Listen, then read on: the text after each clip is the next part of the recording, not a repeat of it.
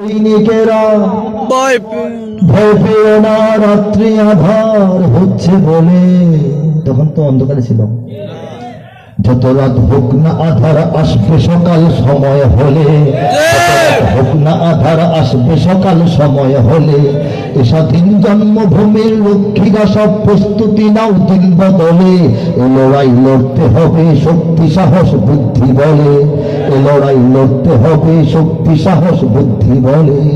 আন্দোলন সংগ্রাম লড়াই আগেও হয়েছে বছরের পর বছর, কিন্তু শক্তি সাহস বুদ্ধি বল একত্রিত হয় নাই। শক্তি সাহস ছিল, বুদ্ধি ছিল না।